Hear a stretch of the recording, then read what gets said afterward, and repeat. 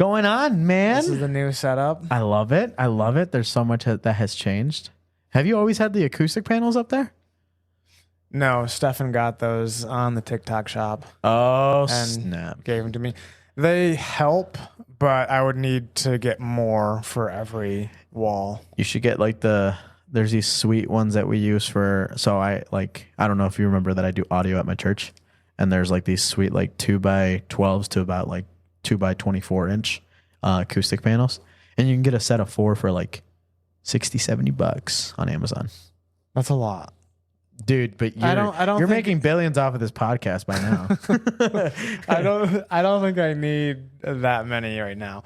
And it's probably better for music stuff. Yeah. There's not a whole lot of bouncing off the walls when we're just talking. Oh, dude. If we get loud and rowdy, sometimes that can happen, but I think that's with every podcast. Yeah.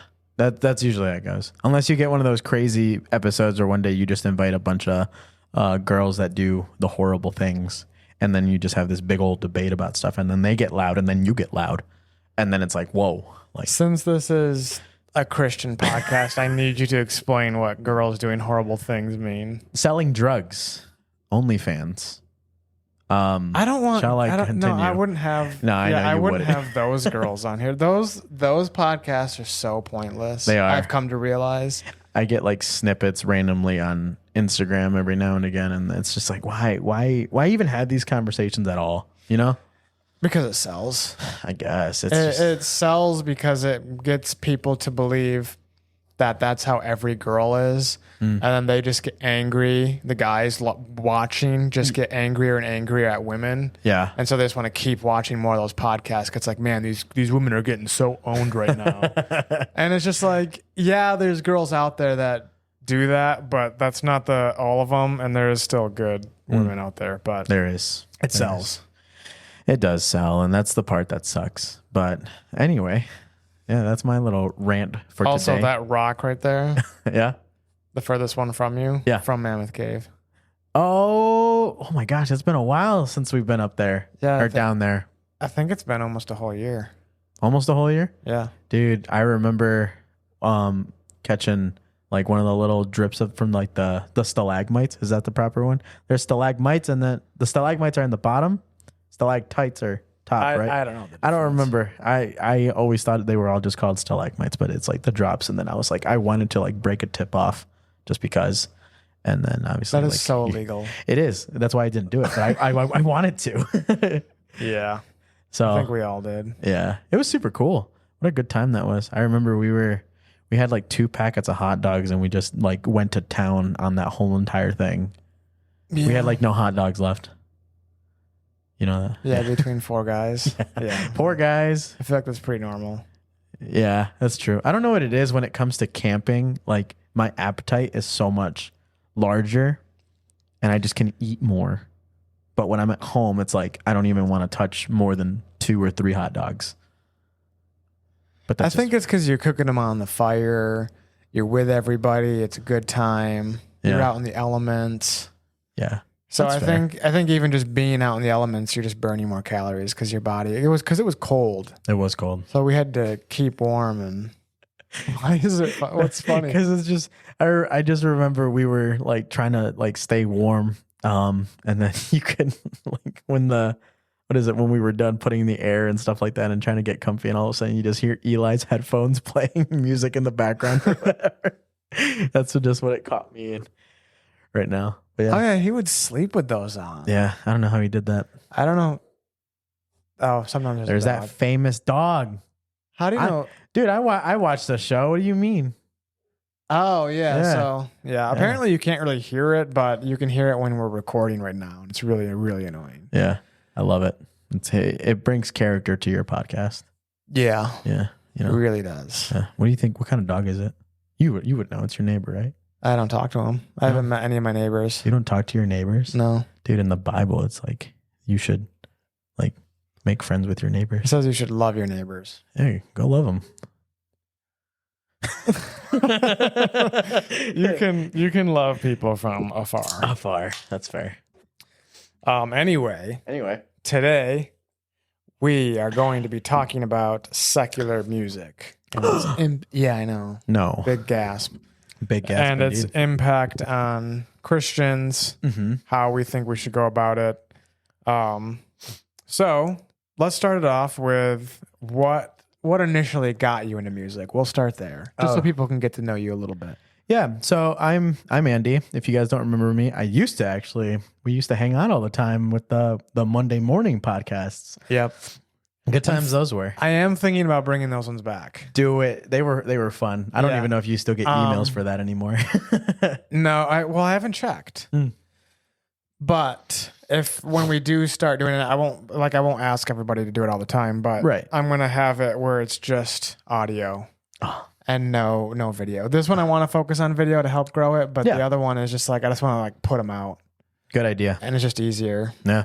Just like with like any of our friends that release music, just putting it out, just a bunch of singles and stuff like that. Yeah. So you're doing the same thing. I like that. Good plan.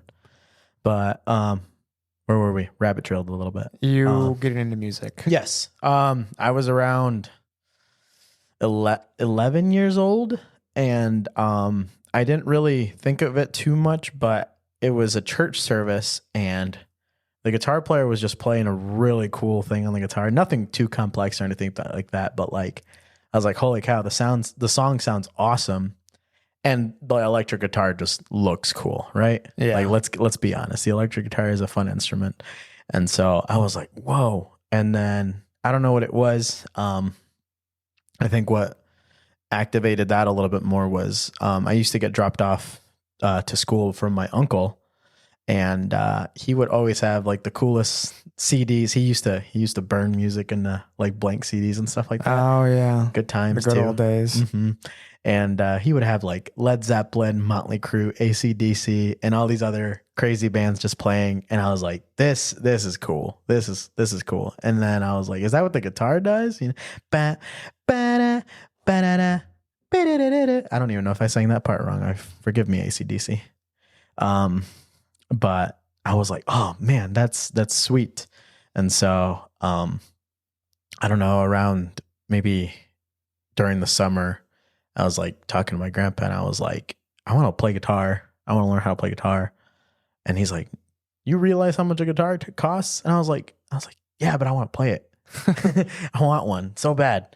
And so it was like all of my aunts and uncles and my grandpa like pitched in money, and they bought me like my first cheapy little acoustic guitar. It's like a first act acoustic guitar too, like a Walmart brand. Yeah. And then I was giddy, you know, and I was just obviously didn't have a teacher yet, and so it was like, well, you know, just strumming around and making random noise. And then one of my uncles was like, "It sounds like poop," but he said the other word. Yeah. Anyway, so I was like, well, I don't know how to play. He's like, you should get a teacher. And going back to the church service of this church I used to go to back in Holland, and the guitar player, he was like their main guitar player. And I asked him, I was like, can you teach me how to play guitar? And he taught me for 3 months, and then he moved to Missouri. And then that was that for the time being. And I was like, I don't know anybody else. I don't know where to go to learn guitar. So I was like, YouTube and all of the things. And YouTube just started introducing. Was there a lot of good lessons on YouTube back then? They were okay. They were more awkward than anything, because I think at that time nobody knew how to take videos of themselves. Yeah. It was probably just like set up. Mm-hmm.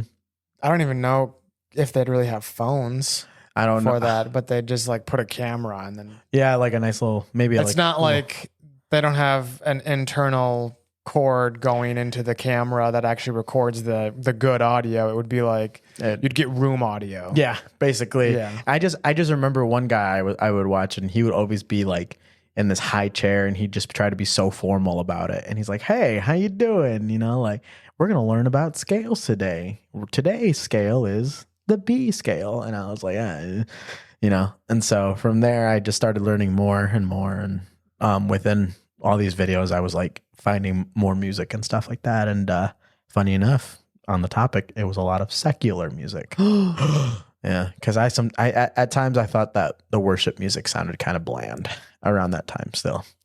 So It's not Well, it like still today's does. cool, like Maverick City and I think it's still Upper pretty Room. bad. Yeah, it is. No, it's not. It's great. Well, my church doesn't really play a lot of Maverick City or Upper Room. It's mostly older.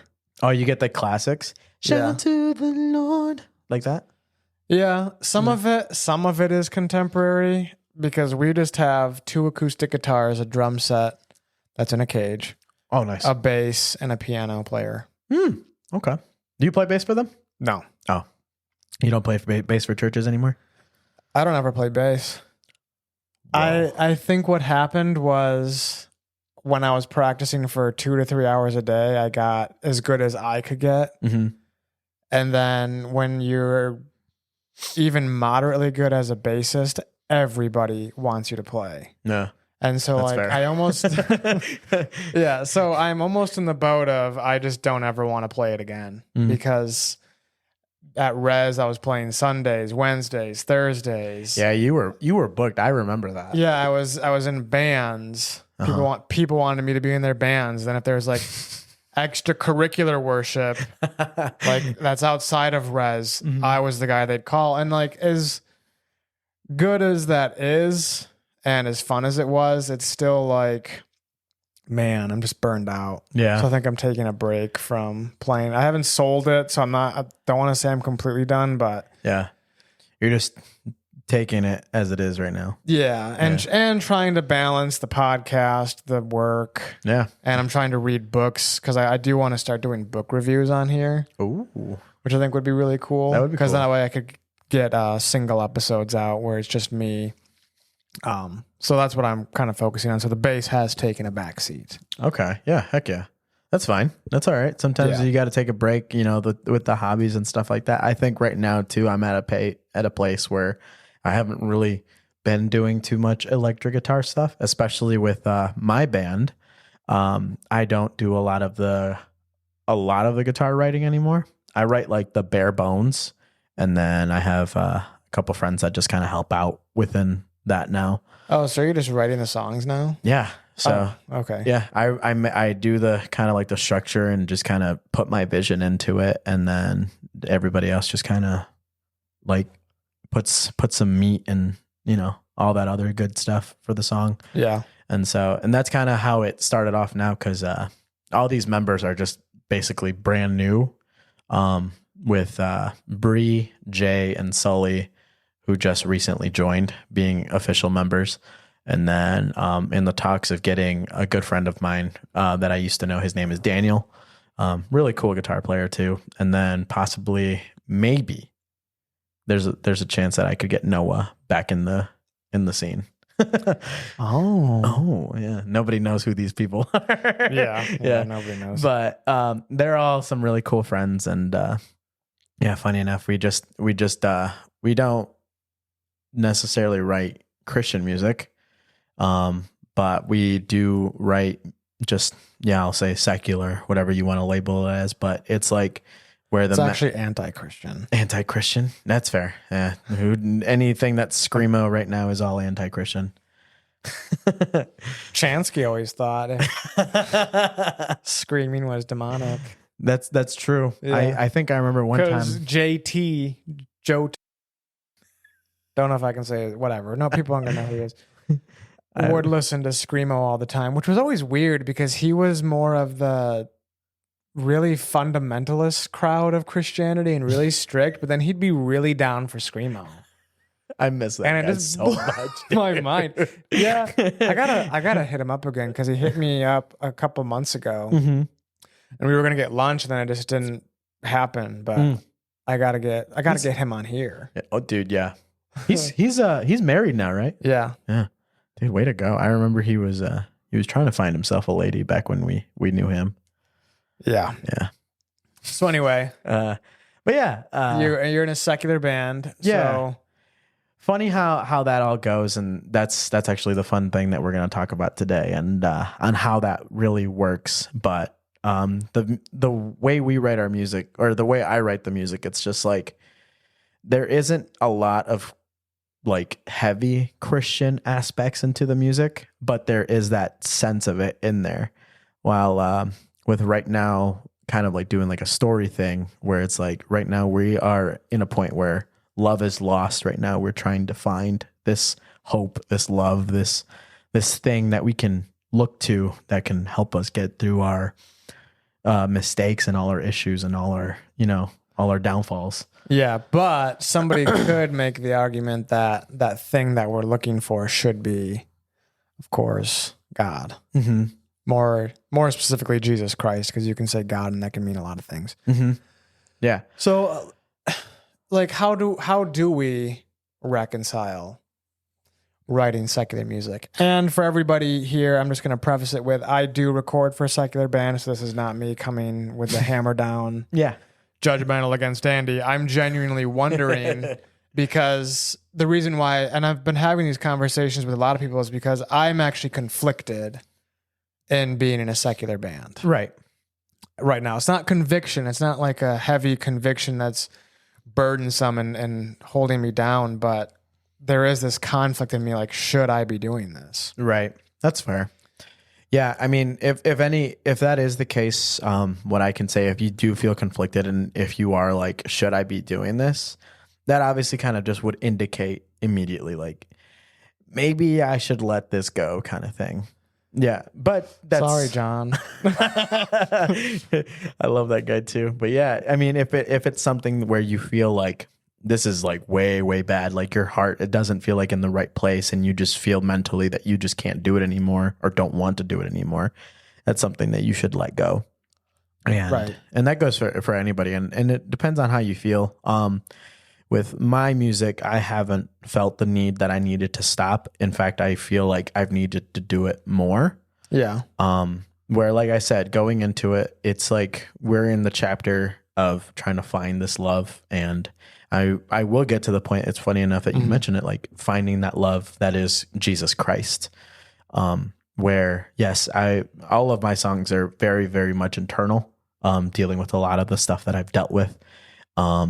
Where losing my grandmother, wrote a song about that. It's called Pneumonia. It's probably one of my favorites that I've written. Or writing just one where you're dealing with depression, and that was one that John was on.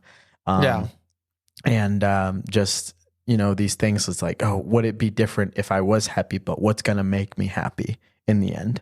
Right now, like I said, we're still trying to find that. What is that?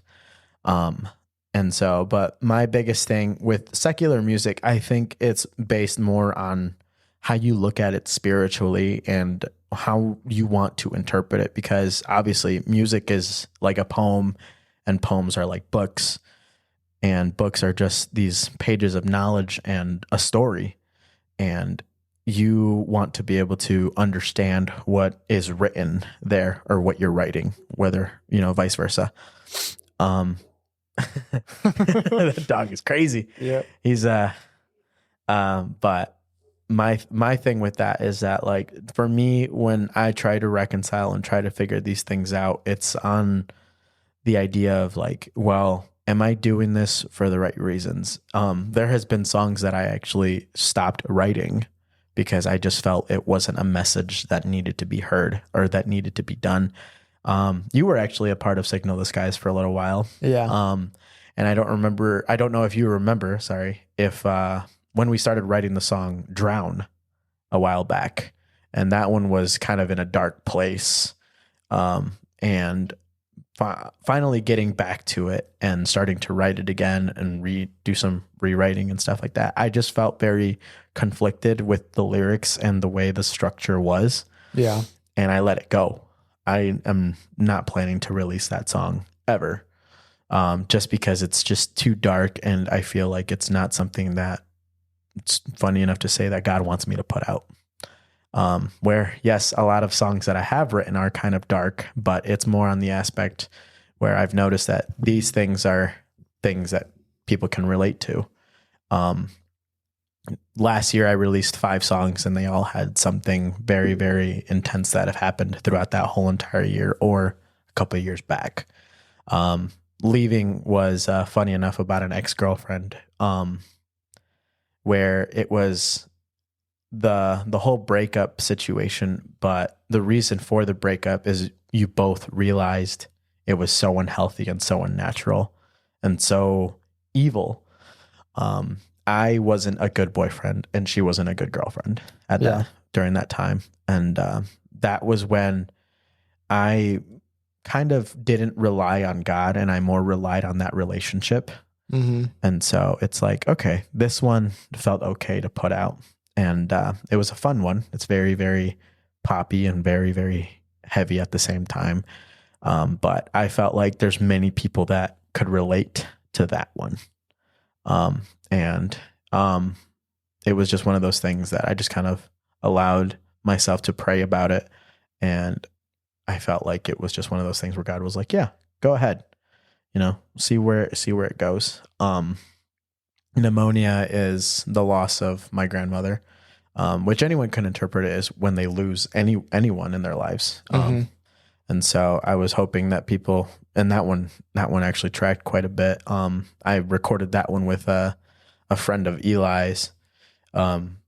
He introduced me to them. He was like from Canada or something like that. And so it was just one of those ones that I wanted to put out, and I didn't have anybody to record it with at the time.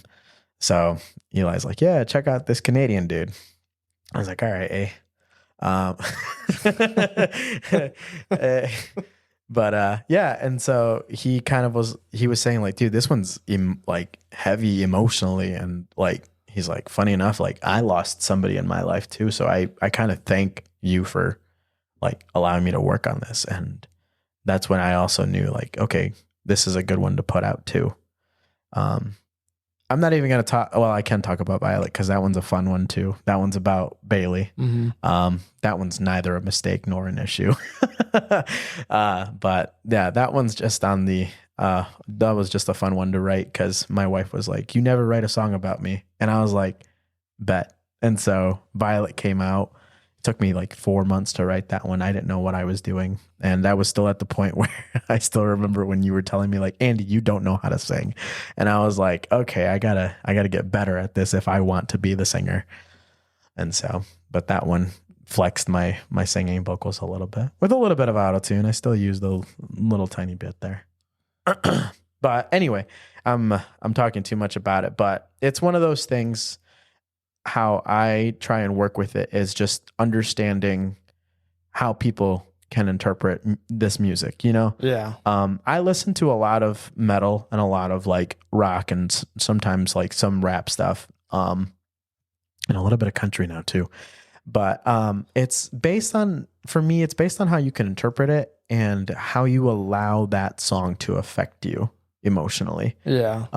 Where, for example, if you are listening to like Lana Del Rey, a lot of her music is very, very sad and slow, and well, a lot of it's very sensual. That too. That's part of the reason why I stopped listening, because like, yeah, she has a great voice, and the genre that she's been put in is officially Hollywood sadcore, is what it's called. I like that word. So it's cool music, and it's like noir type, right? It's like Frank Sinatra sounding, like something you could hear in a jazz club. But man, some of it, she's like talking about having affairs with dudes, like especially her earlier stuff. Secular. It's like it's past secular and on to just straight up evil. Yeah, and it sucks because her songs are so well written, and she has like a 1 in a million type of way she sings. Like sometimes she just like says the weirdest words. Yeah, but I would say like, yeah, some of her songs are quite sensual. Yeah, she's a heavily sensual. I've never like felt sad.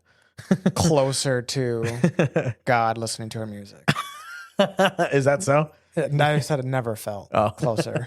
But I will say some of her sad songs do like reach a certain part of your emotions. Yeah, and yeah, just going into that, it's just, I think for me, it's just how you interpret it, how you want to see this song and what it speaks to you. Obviously with worship music, it's always about God's love and, redemption and victory and all these beautiful appraisal type things. And that's good. That's great. Yeah. Sometimes for me, I need to hear more of when I'm in the rut, Yeah, because I'm not against sad music. I know there's this new like toxic positivity going around the mainline church that's like, if you wonder why you're depressed, look at the music that you're listening to. And it's like, sometimes you need to be sad. Yeah. And you need those songs. And it's like, don't tell me not to be, because Psalms, out of 150 of them, there's some of them where David writes where it's like, bro, what is he going through? Yeah.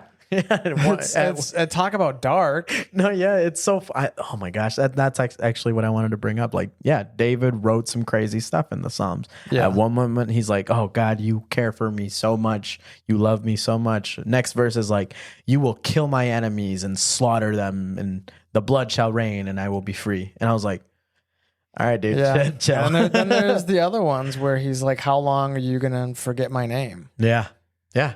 And like I don't feel you here. It seems as if you don't exist. Those aren't the exact words, but that's what it sounds like he's talking about. Yeah, and that's the same thing too. Is like how you interpret the Bible. How do you interpret music? You know, and so music is a joyful noise, as you know, one would say in the church or anyone in general that listens to music. But yeah, and then. Just another thing too is like when I'm writing, I will always think and pray about the song. Like that's just what I do. And with a little bit on the nose, I actually have one of my friends. His name is Estevan, and he was actually in one of my recent tracks. And the way he just always interprets things and tries to help me with my lyric writing a little bit. He's on a verge where he's actually writing a book, I believe, too.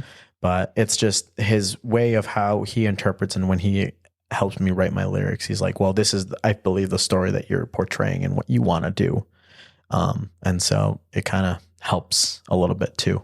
And that brings more positivity in my brain for that.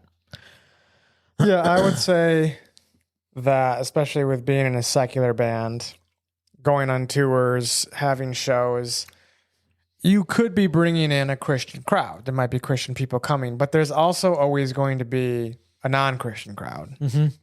And so one of the fears that I would have, and this is where one of the conflicts coming in with being in a secular band, is at one point you're going to have to compromise something. Yeah.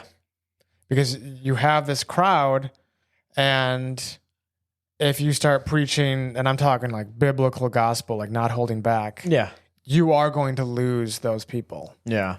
And if all of your money and revenue is coming in from both sides, all of a sudden you have to stand up for your faith and lose half of your money or more, or you compromise and you keep your audience, but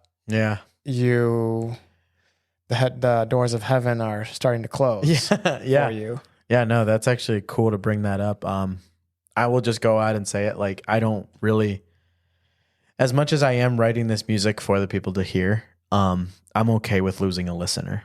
I'm okay with if someone doesn't agree with what I see, you know, because at the end of the day, I will write about what brings positivity in my life, and that is Christ. You know, there's nothing in this world that does the same that what God would do for me, you know? Yeah. So, I mean, and if it ever comes to when I play shows, and I don't know if I would, I'm 30 years old now. Don't know if I really, 30? Well, I'm going to be 30, sorry, but I'm already calling it. But I don't know if I want to be out there 30 years old and headbanging my head off, you know, in front of a couple. So is it more just like you're doing this as a side job? Yeah. Maybe not do it full time. You do it, you're passionate about it, but you don't want it to be your main income. Yeah, pretty much. Yeah. It's a hobby of mine. It's something that I just enjoy doing. Yeah. And whatever effects it takes, you know, then, you know, so be it. I just think for me, it's like, if God wanted me to go on tour or something like that, then okay. But that would take money and time and more sacrifices that I'm not really. Yeah, it's hard when you're married. Yeah, especially that. Like if I go on tour, I'm leaving my wife alone, and you know, and leaving my jobs behind and stuff like that. And I don't want to do that. Yeah. So yeah, the music thing is mostly for fun. And like I said, going back to it, it's like, I'm okay with losing a listener. I'm okay with the fact that like, if I ever do play a show and I'm like, hey, I'm here because of God. And I want you to know that even though all of this stuff is so depressing, I want you to know that at the end of the day, I want you to look to God, to this positivity behind all of this. And if people are like, boo, then I'll be like, well, boo you, dude, you know, like whatever. I know where I stand. But, yeah, that's just my take on that. And I think it's also the fact that like, I mean, if you look at it, like any singer or artist is going to have both sides of the spectrum in their listeners, you know, like look at NF, like he is a Christian person who writes what I say secular or whatever. But anyway, he has both sides of the spectrum within that, both Christian and non-Christian people that listen to him. And I think it's just the fact on how you want to talk about it, where people will be like, whoa, I respect that. Like, I don't think there's too many people out there that are like, oh, I don't want to listen to NF anymore because he's Christian, you know? But yeah, but I also think that a lot of the non-Christian listeners of his listen to him because he's not as polarized as a Christian should be. Right. That's fair too. Because like when you claim Jesus and Jesus unabridged, right? Like the full gospel, people don't like you. Right. It's just how it goes, no matter what. So that's where my disconnect is. I don't think it's a sin to listen to NF. That's not what I'm saying. No, yeah. But is he really living a Christian lifestyle if secular people are all into him? Because Jesus didn't like pretend to be something he wasn't around non-Christians. He was Jesus through and through. Right. And that's why he made so many people mad. And nobody had to question, I wonder what this guy's about. No, they just knew. Yeah. With NF, it's like, if you're listening to him and somebody doesn't tell you that he's a Christian rap artist, You ain't wouldn't gonna think, know. yeah, you wouldn't think of it. Yeah. That's fair. Yeah. I guess And that's another one of those like compromise things is it says they should know you by your fruits. yeah. And so Yeah. that's another one of my... Well, I guess I'm going to ask you too, like, how do you intake the whole music thing? Like, I know you probably listen to a couple secular artists and Christian don't ask artists. me that. Like, how do you take it for yourself? Like, if you're ever listening to Lana Del Rey or I don't remember what else you listen to right now, the White Stripes. No. I do not listen to the White Stripes. I'm kidding. But anyway, whatever music you listen to right now, how do you let that affect you? And are you just listening just to listen to it at this time? Or are you actually like paying attention to things within the music? It's a good question. I do listen to secular music. Right now it's Jason Isbell and the 400 Unit. It's like a neo blues band. Really good. Yeah. It's Chris Stapleton I've been listening to, and then some Sam Barber. What did you ask? Sorry. How do you let it affect you? How do I let it affect me? It's like if they start singing about drinking or some sexual act that happened, like even if it's an innuendo, like, oh, I slipped him the hotel room key, right? Oh. Like we know that's. It's like I try and turn it off and not listen to that song because I know that the devil is smart, not evil. Yeah. Or, I'm sorry, he's evil, not dumb. Wow. Yeah, he's definitely evil, guy. People like, but we always think of him as because he loses the battle in the end as just dumb, but he's really not. He's smart and evil. Yeah, he can be both. And so that's a slippery slope because you start thinking that it puts that little image in your head of what would it be like if I could be with somebody who slips me the hotel room key. Yeah. Like just fair. One night of fun. Yeah. or whatever. Yeah. And so that's how it affects me is as I know that when there's songs like that, if I keep listening to even that specific song or they have other songs like that, eventually it's going to lead down to the path of me going about that lifestyle. Now, listening to other songs that are just purely secular, and there's nothing like, they're not praising Jesus, but they're also not singing about evil. It's just life. Yeah. I don't necessarily think that's a bad thing, but I'm at the point in my life where I hope I become so enthralled by God that he and his glory, that he makes it so that my desires don't even want to listen to that anymore. Yeah. That's where I'm at. Yeah. That's a good growth thing right there too. Yeah. But am I there yet? No, I'm not. Yeah. I think it's also just really hard. I mean, I know plenty of Christian people that will still listen to secular music, but they mostly just listen to it for fun. It's like an ebb and flow type of situation where it's like, oh yeah, you know, like sometimes if you're going to the gym, you know. Yeah. Yeah. And that's where I listen. That's mostly where I listen to music, because I don't really listen to a whole lot of music in the car or when I'm at work. It's mostly just at the gym. Yeah. Yeah. It's just one of those things where it's like, well, you don't want to like pump up to God's Not Dead. You know, I'd rather listen to, I don't know, what do you listen to nowadays? Like T-Pain or something like that at the gym? I don't know. Whatever anybody listens to. You know what I'm saying? I was like, me? No. I haven't listened to T-Pain in a while. I think T-Pain was making a comeback for a little bit. What a guy. Yeah, but then it fell off again. Yeah? Yeah, it's T-Pain. Yeah, it's T-Pain. He comes and goes. No one wants to hear the good old, yeah. You know, well, that was Lil Jon. Oh no, like not the when he used to do like so many songs. Tune. Yeah, the auto tune with Chris Brown all the time. Not Christian Chris Brown, not the guy that sings what's it called? Praise. With was that Maverick City? Praise, give him praise. That one? No, not that one. Oh. That one's funny too. No, the other one, the one that everybody was listening to for a while. Praise the Lord, oh my soul. Oh, yeah. Yeah. It's Chris Brown and that other famous singer that did that song with Jelly Roll. That's another thing that I wanted to talk about. Yeah. I don't think that's good.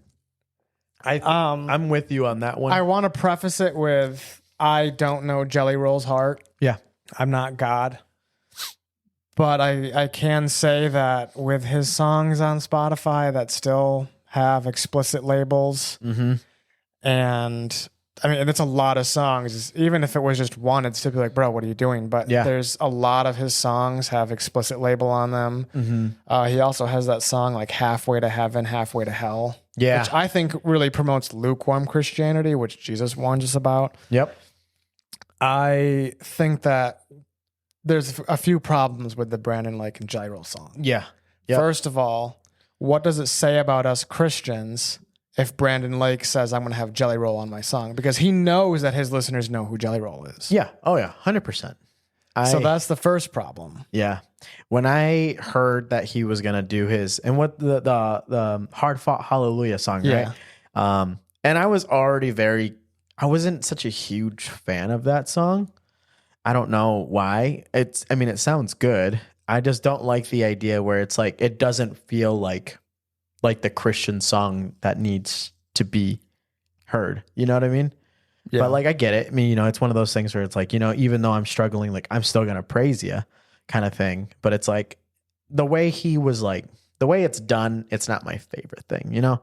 I think he tries too much to, and what he's doing is just bringing a little bit of that secular style into this. And that's kind of something that it's like, well, you do realize that a lot of songs you write, like we want to play them at the church too, you know, like a lot of churches would play a lot of these Maverick City songs or whatever, like praise. Yeah. But is anybody really going to want to try and play Hard Fought Hallelujah? Probably. Churches are becoming more and more worldly as we speak. No, maybe not my church, but my church isn't on that like whole like mega church vibe. Yeah, mine isn't either. It's so weird now where like church is so different for me, but the big mega churches are mega for a reason. They're popular because they feed into people's fleshly desires in one way or another. Yeah. They have these simple, like emotional, like a rock concert, gets you emotional, and then it gets you primed for their watered down gospel sermon. Yeah. Where it has to be entertaining. Wow. Yeah, well, that's what it is. Yeah, it's like like when you think about it, Jesus was not popular. No, he was. Yeah, no, he was very much hated, and no, and I get that. And I'm not saying like church growth can't happen, but when it's to a point where you're just having thousands of people come in, and it speaks to them, and it speaks to just anybody, like you should be offering people something new. Yeah. And the thing about mega churches is they're trying to look just like the world so that they can win people of the world. But in reality, they only win people to that. Yeah. There's not actually a new thing being offered. Jesus is like, hey, don't be friends with the world. You're in this world, but you're not of this world. Yeah. And so I think that when you have churches like that, you just have to win them. You have to keep them with what you win them over at. Yeah. I think Jesus needs to just come back and quickly flip some more tables again. Like, yeah. Like you remember when it was like, what were they doing in the churches again? They were doing like some sort of type, like the selling stuff. Yeah. They were like doing like markets or whatever. And that's why I get uncomfortable when churches have like bookstores and clothing stuff. Coffee shops. Yeah. Good coffee, but But it is weird that like they're selling stuff and it's overpriced. That's true. I'm not going to name the church, but we can both spending $6 on a small coffee. I know what you're talking about. Yeah, we can both think of a church that we've both attended that do that. Yeah. It's weird. But anyway, going back, cause we keep rabbit trailing and that's okay. But it's just like hearing that song and then all of a sudden he's like, hey, I'm re-releasing it, but I'm going to have a secular artist. I can't remember who I talked to. It was one of my friends and she was very, very concerned and like her spirit did not feel easy with it. And neither did I, because I was like, well, I've heard songs from Jelly Roll. The dude does not like speak like about any type of good thing. He claims to be Christian and struggling with his faith, and it's okay to be struggling with your faith and having things, but like dog. Yeah. there's a difference between struggling and having like blatant sinful songs. Yeah. And all that jazz on your music 100% profile. Yeah. And that's why I think I don't know. There's plenty of artists that have definitely taken that route too, like Christian artists. Going back to NF, I remember he brought Tech Nine, which Tech Nine. See, that's an issue. Yeah, and Tech Nine is one of those like very heavy on the like what he raps about isn't great. Oh, I know. He's fun to listen to. Every now and again he'll pop up in my stuff, but not all the time. But anyway, Tech Nine is one of those heavy, very, very non-Christian rappers, and the moment I saw him on a NF song, I was like, oh man, like. NF is branching out to all of these things. Now, granted, yeah, I think he is more on like the writing the secular style more than anything.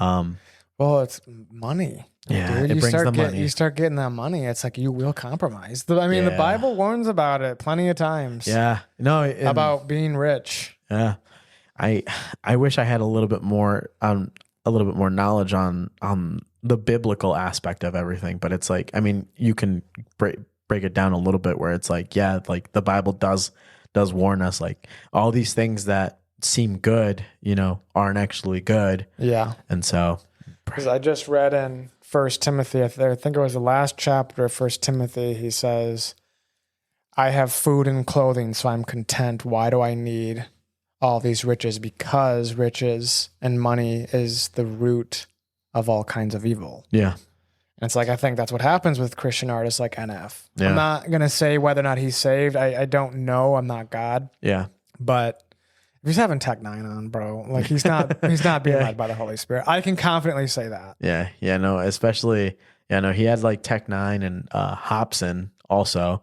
I was very impressed with the idea that they didn't like say anything like completely vulgar in the NF songs. I think they strayed away from what they normally rap about, but like, I guess, but still, it's still like fellowshipping with somebody who has no shame to be a part of the world. It's like a very unequally yoked relationship type of situation. But Chris Tomlin did that same thing. He had an album with like, oh yeah, Chris Tomlin and friends. Then it had a bunch of country artists on there, and it's like, here's Thomas Rhett praising Jesus, but he's got a whole album about drinking beer. It's like, what do we?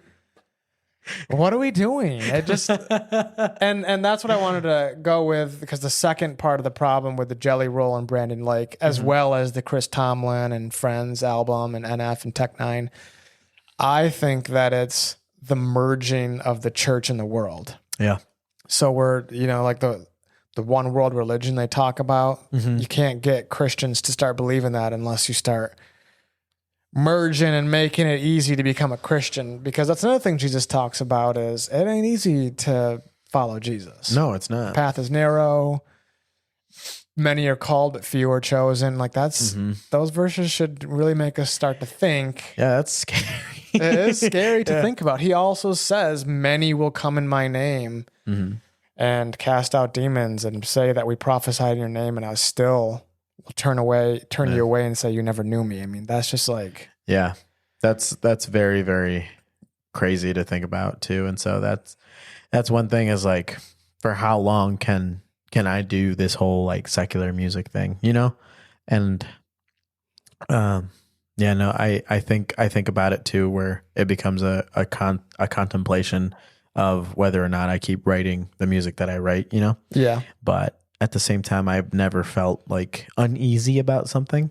Like, yeah, I guess some songs have been a little more on the depressed side and kind of more on the angry side of things, but it's more on just expressing something, and I don't think God would be like, oh, you wrote a song about being so sad.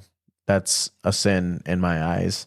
I don't think God will necessarily say that, but it's like, I think God would be more like on the, well, hey, I'm glad that you're talking about this. Let's start, bringing in the light of everything, which I think we're going to get to. But anyway, it's just so crazy to think about with all of these artists. And it's like, well, what can we do to try and spread a good word with all of this going on, where the church and the world is combining, like what is something that we should be doing right now to where when that spiritual warfare does happen, you know what I mean? How do we talk to people about it? Yeah. Well, the thing is you can't. Right. Because well, I feel like you could in a way. Well, you can, but it also does say in Timothy that, I believe it's Timothy, it might be Thessalonians, I don't know, the T's always mix me up. That Titus. Or Titus, that's another one that I forgot. It might even be that one. It could be that Titus. There's going to be a time when people want messages that just tickle their ears. Yeah. I walk around and say like, hey, you really shouldn't be doing that if you're going to be a Christian. Now all of a sudden I'm, hey, thou shalt not judge. And the first one, because it makes me so mad when people are like, the one who hasn't sinned be the first to cast a stone. It's like, okay, first of all, that story in context is they were going to kill a lady because she was living in adultery. And Jesus was there and they were saying, hey, shouldn't we stone her? And he's saying, hey, if you're going to stone her, might as well stone you guys too. Yeah. And if you're going to stone her for sinning, then any of you who haven't sinned, you do it. So I'm not out here trying to kill anybody. Yeah. I'm out here trying to actually do the opposite. Yeah. When I'm telling you not to live in sin, because you are living in death when you are living in sin. Yep. And so that's where I'm coming from. So I just don't like when people pull the whole stone thing, because it's just taken out of context and they don't understand what was really happening at that moment. Yeah. The other thing is the thou shalt not judge. It's always like, oh, you're just so judgmental. It's like, bro, Jelly Roll has all these songs that are just not okay. Yeah. They're not okay. I can only imagine because it's obviously like the mega church that tends to be more easy with these kind of things, because it's just because it brings in the money. And I'm sorry to say, but it's the truth. Yeah, it is the truth. And so it's like the unfortunate truth. Yeah. And it's like, I wonder how they interpret that, like I have a feeling that some places like would be like, hey, how about this? Like, and they try and make it look like we're trying to bring in the worldly artists and trying to help them overcome and, lead them to Christ. But that's like the opposite of what's happening, Yeah. That's just like not the way that you should be doing it, because if Jelly Roll wants to become a worship leader, I'm not saying he can't. That's what I want people to know. Like it's not impossible for him. He is not beyond redemption. Yeah.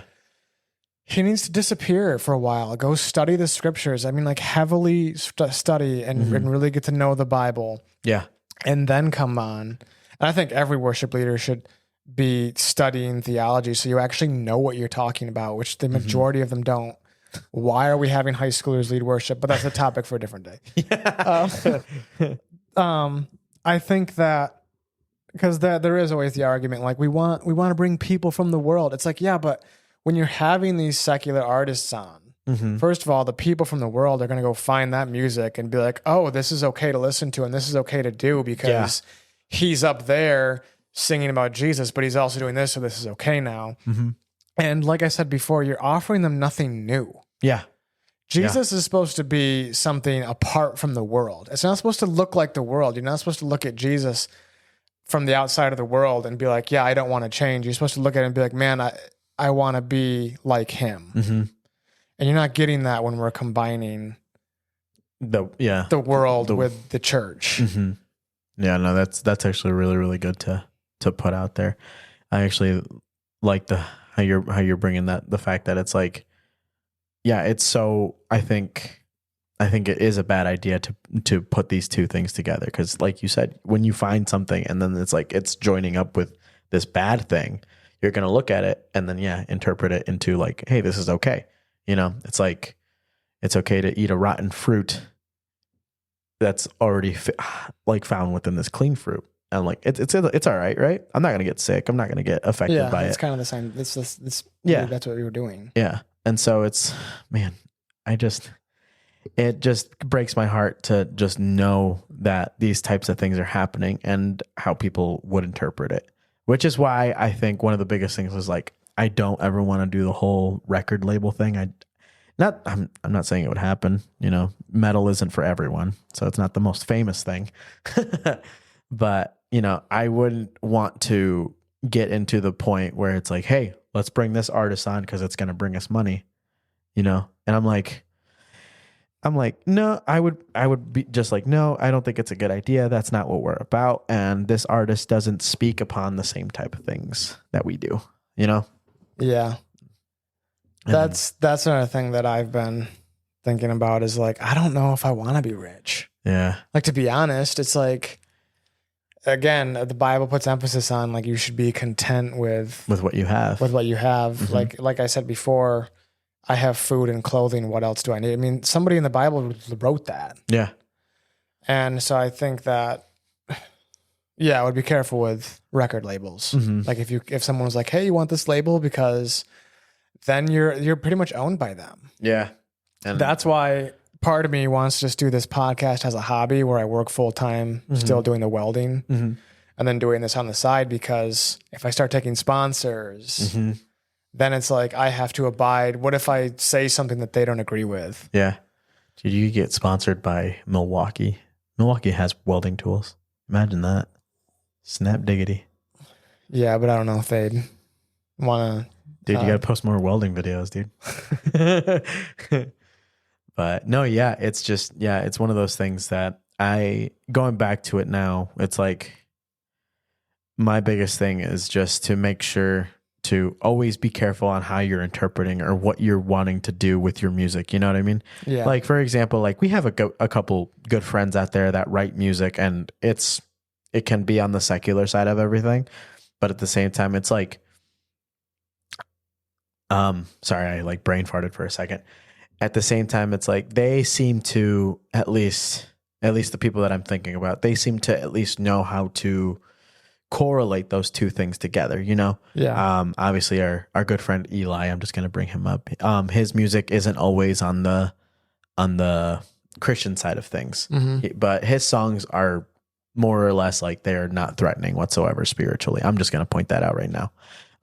He writes cutesy little pop, you know, stuff, and it's more about like either his wife or just kind of like, oh, hey, I'm sad in this moment, but I'm going to try and be better kind of thing. But as I talk to him, he's more always like, oh, you know, like I love God and I'll always follow God. And, you know, we try and do this stuff with in worship music too. And every now and again, he writes a worship song too. And I think he does his best to kind of like put those two things together and to always protect his spiritual life within all of this music. And so, but my question would be, is he putting these worship songs on the same artist profile as his other one? I don't think he's really put them out yet, though. That's my thing. And is he planning on doing them with the same artist name, or is he going to have a different one? I think he would just plan to do it with the same artist name. Okay. Yeah, as we've talked about it, I don't know too much about what his plan is for that, but I mean, I know he's played them like a few times, like when he's leading worship at church and stuff like that. Like he's written like actual songs and played them, which I think is really, really cool. But yeah, I can just say that that's one way to look at it as well. With I like talking to other people and how they plan to do things, you know, because it's so hard to just think about it where it's like every artist person that I know isn't always writing a Christian song, even though they go to a church, they serve at a church or work at a church even, you know? And so, and I just want to point it out there that I don't think it's a bad thing. I think it's just how are you going to let that affect you? You know what I mean? Yeah. So going back to you and your band being, you know, secular as it is, and it's still fun, you know, like I think All Looked Out is a very, very fun band. They are great. And the music writing has been phenomenal. I think it's just the fact that like, how do you let that affect you and your heart? You know what I mean? When I know John writes a lot about, I think like breakups or whatever, sometimes I feel like it's about breakups. I could be wrong. Yeah, it seems like a lot of his songs are. Yeah. But like, how do you let his words affect you, you know?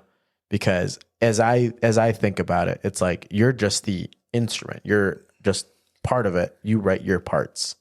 Yeah. And I don't know if you write any lyrics or anything like that No, with him. no lyrics. Yeah. But I think it's just, I'm like, how do you let that, you know, how do you deal with it? Because I'm like, you're just more listening to the song and being like, I'm just writing the bass part. You know, how is my bass going to fit into this song? Not necessarily. Yeah, but even though I'm not really listening to the lyrics and not a part of the songwriting, I'm still affiliated with. Mm-hmm. And that's where it affects me. Right. And even now, if I'm being honest, some of the lyrics are getting a little bit questionable. Yeah. Yes. And that's one thing that is stopping me from wanting to be a part of it anymore, is when we start singing about certain topics and saying certain things, it's like, I don't know if I can be a part of this. And it's like the shows. Like, yeah. I don't want to go to Mulligan's. Like, if Jesus comes back, he ain't going to be looking for me there. He'll know you'll be there if you are. Yeah, I know. It's more or less like a joke, but yeah, it just seems like when I'm there, I don't think people are looking at me on stage thinking, I bet this guy's a Christian. I just don't, unless I wore like an I am a Christian t-shirt or something. You need to start doing that. Remember how your hat, like sports team, just get another hat that says Christian? Oh, yeah. Yeah, or something like that. So how it affects me is, I would say that, I don't know. It's when it comes to secular music, I think it fits into the category when Paul talks about like, not all things are unlawful, but not all things are beneficial. Right. So that's good. I think that I think ultimately it's not necessarily against the law, but is it really benefiting me? And I would say no, it's not. Point blank. No, it's not benefiting me. Yeah. No, it's not bringing me closer to Christ either. Yeah. And I think that goes just in general, like to point it out, like this is all for anybody who's listening. Like, just take it as you will, you know, whatever it does to you, whatever it does to your heart, you know, take it as you want to, whether it's like, oh, should I start like not listening to secular music anymore? And I'm not saying like all of that. It's just more of like, well, if you feel it in your heart where it's not good for you anymore and you notice that it affects you heavily emotionally and spiritually, then maybe it's time to like cut ties. Yeah. Use discernment and Yeah. If be careful. Yeah. I wouldn't be jamming out to Kendrick anymore, if you're feeling like it's not good for you. Yeah. I mean, I wouldn't jam out to that anyway, but, and we're at about an hour. So I think that's a good time. Holy crap. An hour-long episode. I know. I honestly, I thought this was going to be like 20, 30 minutes. Yeah, dude. I didn't. So this is a surprise for me. Yeah. Overall, I just want to say it. If you don't listen to metal, don't check it out. But go ahead and check out some Signal of the Skies. We had a song come out this past Friday, which I was so excited because we were going to do it. I thought we were going to do the episode last Friday and be like, hey, can I like quickly plug this up real quick for you? And yeah, but it wouldn't have came out that Friday. Well, yeah. No? Yeah. Yeah, it came out last Friday. Yeah, your song. But if we would have recorded last week, the episode of ours wouldn't have come out the same day as your song. Oh. Yeah. Oh, yeah. Because it takes me a little while to edit. Yeah, you do what do you call them? A nice little I don't know what it is. It cuts back. Yeah. Like when you're talking, it shows you and then. Yeah, because I think I was watching your episode that you put out today, and then you were talking about the date in February. And I was like, oh, this is an old one, and he just put it out or something like that. Yeah. Yeah. It's because, I'll tell you afterward. But I had fun. Yeah. Well, thanks for coming on. Yeah, dude. But yeah, Signal of the Skies, Escape. Go check it out. And everybody else, what do you think about secular music? It'd be cool to get your opinion. If you're on YouTube, obviously you can comment. If you're on Spotify, it has comments. And if you're on the other audio, I do have a text message in the link. And it's anonymous, so I won't get your number or anything. But anyway, thanks for listening, everybody. And have a blessed week. Later.